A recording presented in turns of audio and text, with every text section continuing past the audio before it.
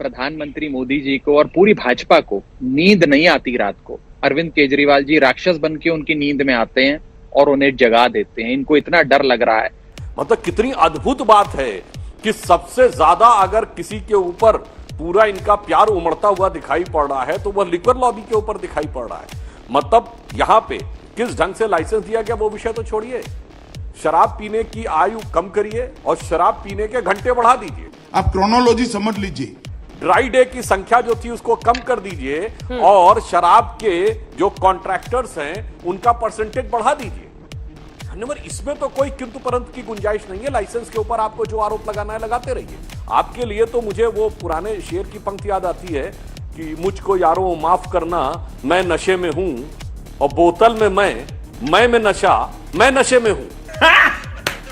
तो ऐसा सत्ता का नशा जो आपका बोतल से चढ़ा हुआ है, ईमानदारी की बात यह थी कि आपको आकर यह कहना चाहिए था। यदि आरोप आपको लगता था कि अनुचित, आप कहते हमने कोई लाइसेंस फी नहीं एग्जेम्प्ट की है। इससे पहले कि मैं बिंदुवार तरीके से इनकी प्रेस कॉन्फ्रेंस का और मेरे मित्र सुधांशु जी ने जो बात की उसका जवाब दूं, मैं आपको बता दूं कि आज भारत की राजनीति में नरेंद्र मोदी जी को और भाजपा को चुनौती देने वाला एक ही शख्स है। उसका नाम है आदरणीय अरविंद केजरीवाल और आम आदमी पार्टी। प्रधानमंत्री मोदी जी को और पूरी भाजपा को नींद नहीं आती रात को। अरविंद केजरीवाल जी राक्षस बन के उनकी नींद में आते हैं और उन्हें जगा देते हैं। इनको इतना डर लग रहा है। कांग्रेस तो बहुत ही इनके लिए कन्वीनियंट ऑपोजिशन थी, लेकिन आम आदमी पार्टी की चिंगारी जो दिल्ली से शुरू हुई, पंजाब गई है, पूरे भारत देश में फैल रही है। टोकले की औलाद, ये कौन सी फिल्म लाया है? लेकिन राजा जी इसमें वो 25% डिस्काउंट का कितना कंट्रीब्यूशन है वो तो लोग समझ ही नहीं पाए। 25% डिस्काउंट शराब पर, और हम दिखा रहे हैं कि सिर्फ फरवरी के महीने में जो औसतन, एक बार फिर से दिखा दीजिएगा वो जैकेट वाले ग्राफिक्स, औसतन सरकार से क्या लेना देना? नहीं, सरकार से क्या लेना देना? क्या दिल्ली ये तो मार्केट, दिल्ली सरकार अनुमति देती है इसकी शायद।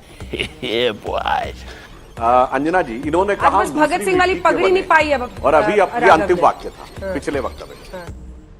नहीं, अभी उस पर बता रहा हूं। देखिए, इन्होंने कहा अभी अंतिम वाक्य था कि हम दूसरी मिट्टी के बने, और पहला वाक्य क्या था कि शराब पीने की उम्र इन राज्यों में कम है, कांग्रेस शासित भाजपा शासित। गजब की मिट्टी कर दी आपने अपने वक्तव्य की आखिरी में, पहले वक्तव्य से। यानी कांग्रेस और भाजपा से बराबरी किसमें? नई राजनीति के अलंबरदारों द्वारा शराब पीने की उम्र में बराबरी करके अलग मिट्टी से बने होने का दावा। वाकई आप अलग मिट्टी से बने, इसमें कोई दो राय नहीं। आप जिनको प्रेरणा स्रोत मानते थे अन्ना, उनको आपने कह दिया था कि उनको बरगलाया गया है।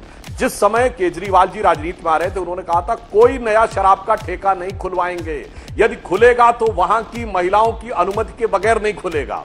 अब 250 से 1000 हो गए अगर ठेके, तो कितने जगह की महिला समितियों के आपके पास अनुमोदन है कि उनको खोलना चाहिए, वो दिखाई पड़ गया। आपकी जो अलग मिट्टी की परिभाषा वो इसमें भी दिखी। आप स्वयं संस्थापक सदस्य आपने बताया, पर आपके संस्थापक सदस्यों पे कितना विश्वास आपका रह गया है कि आपके ही संस्थापक सदस्यों में से कोई बोलता है कि आप खालिस्तानियों के साथ जुड़े हुए हैं। ये हम नहीं बोलते, आपके संस्थापक सदस्यों का विश्वास जो खो गया है।